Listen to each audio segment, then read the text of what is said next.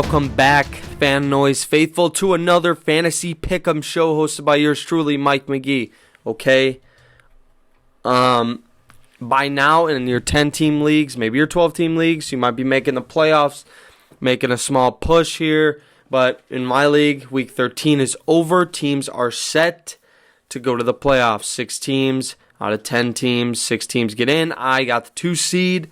I'm looking to make a run in this 2020 crazy COVID year fantasy football season. Outfit of the day, got the Maurice Jones-Drew, old throwback jersey with the old Jags logo on it. I'm feeling a little frisky this week. Couple of picks that you might say, oh yeah, I'm starting them already. But a couple you might say, oh, maybe they're different. Another thing I wanted to mention, this won't be as long as last week. It's playoff time. We're going to pick some guys here and there throughout the show, but it won't be 2 each. It'll be guys that I think are questionables in some leagues and PPR and such. So we're going to get right into it. Quarterback Ryan Tannehill. Jacksonville. They're playing Jacksonville. Allows the 3rd most fantasy points to quarterbacks. 39 fantasy points last week against Cleveland. And quite frankly, Tennessee needs to make a run to get in the playoffs here.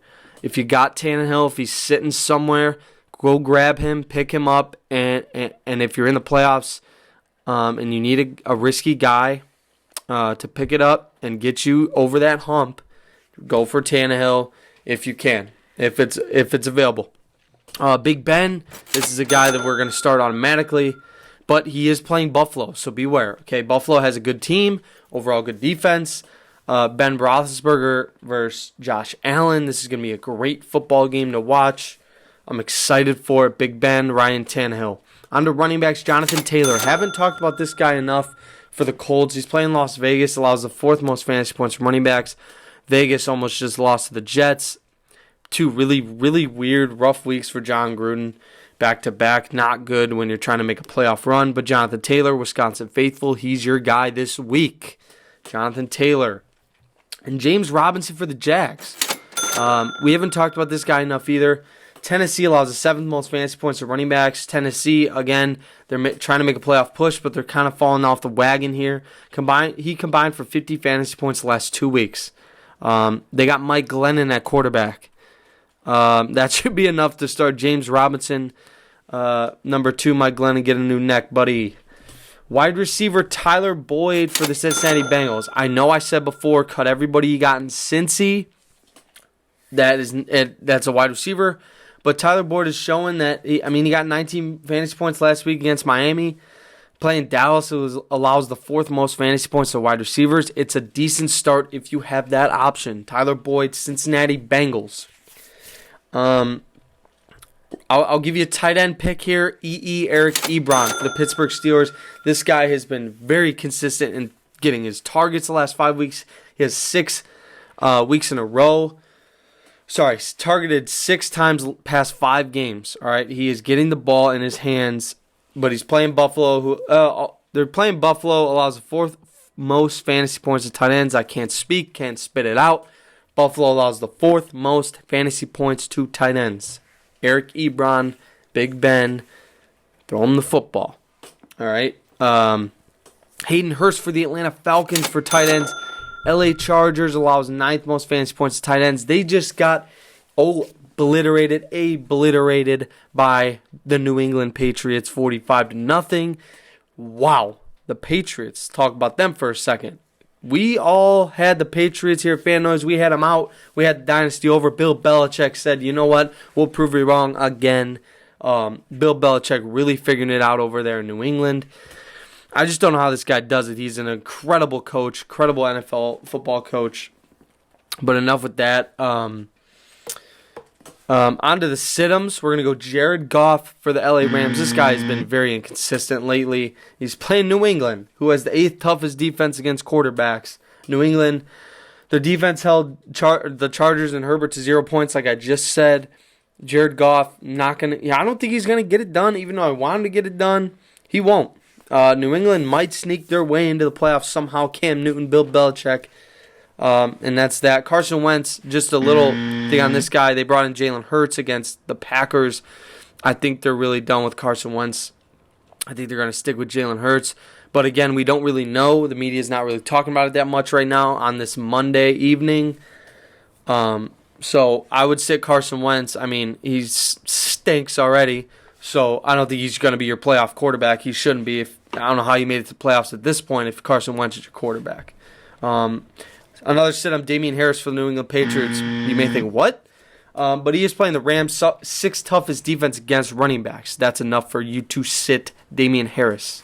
And we'll go wide receiver sit-em here. Jacoby Meyers for the New England Patriots as well. LA Rams is the number one toughest fantasy team against wide receivers.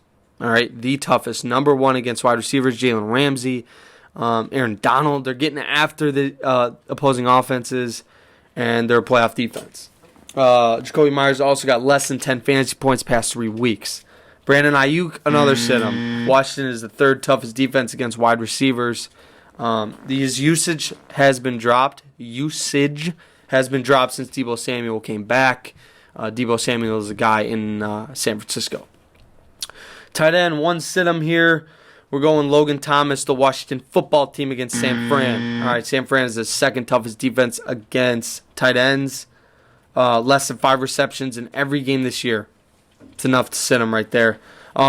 So like I said, a little small slate for you, but if you got those guys and you start them, sit them, you got to do what you got to do. It's playoff time. I'm going a little rant here. You put some money in at the beginning of the year to play fantasy football. All right, you put your heart, your soul, your drive, everything you got into this. All right, you need to do your research. Start guys who are going to get you championships and money at the end of the year. Just like this beautiful jersey. All right, Maurice Jones-Drew got it done for me one year. All right. But other than that, Carson Wentz, like I said, an immediate sit. If you're sitting Carson Wentz and you DM me and say, if he goes off or whatever, just watch. Just like T.Y. Hilton, who we've caught all these weeks, yeah, he's gone off. But he's gonna fail you in the playoffs. All right, on to our wild card segment.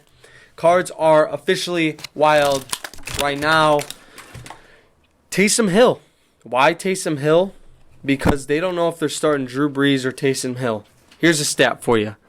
The New Orleans Saints are 8-0 without Drew Brees the last 2 seasons. 8-0. Taysom Hill, 24-plus fantasy points, 2 of the last 3 games since taking over at quarterback. He's got a tough matchup against Philly, though. But again, Taysom Hill, I trust him in that offense. He could run. I don't know if he could pass that well, but he's getting it done, and that's all that matters. Teddy Bridgewater did the same thing. The Saints, another great coach over there in New Orleans, a Naperville, Illinois guy. But at the same time, I don't think they should go back to Breeze, but they probably will. Jamal Williams is another wild card. Green Bay Packers. Aaron Jones is an absolute freak. He's going to continue to get most of the carries, but they are playing Detroit, and as you know so far, we start running backs and usually wide receivers against Detroit's defense. It's horrific. It's atrocious, and that's that. Sorry, Mickey. They're horrible. They beat the Bears. Yeah, the Bears are bad. They have Mitch Trubisky throwing the ball around, even though I'm a Mitch guy. Their offensive line's the worst in the league, and they got 1 sack, 2 sacks. One that really made importance in the game. That offense was destroying them. We start guys against Detroit, but at the same time, Aaron Jones is getting the carries. That's why he's a wild card. And then you guys know I love this, baby. We are doing the cut him segment. T.Y. Hilton, we are cutting him out of his life. Don't buy into the hype. I'm going to sneak into the mic here. Don't buy into the hype of T.Y. Hilton. He has gotten plus 15 the last 2 weeks. Don't do it. I'm telling you, you're going to go into the playoffs thinking to pick up T.Y. Hilton right now, and you are going to get hurt bad. He is going to ruin your chances of a championship if you pick him up and start him. I will stick by this to the end. T.Y. Hilton is a no-go. He's our cut him. Get him out of your life. Scissor, cut the paper. He's done. And that right there, ladies and gentlemen, is your first ever fantasy playoff Pick'em Show, hosted by yours truly, Mike McGee. We got a new setup in the back here. A lot of sports stuff going on. Got Pujols here. Got Ozzie Smith right there. Bears Cup, Tar Heels, White Sox, Bears, Expos. We got it all. A couple things to look forward to this week. We have an interview with a former Illinois basketball player. We got the Saturday slate, Sunday slate. We got a lot of stuff going on here in FanNoise country. Appreciate it. Make sure you like, subscribe, and hit the notification bar on the YouTube channel. We're up on podcasts on Spotify and Apple Music. We are on all platforms: Facebook, Instagram, Twitter, Pinterest, TikTok. And our website is fannoisesports.com. Would appreciate it if you guys go check it out. Appreciate it. Good luck in the first week of playoffs if you are there yet. If you're not, hold in tight and make the playoffs. And then I'll see you next week, baby. That's Fantasy Show for you. FanNoise out.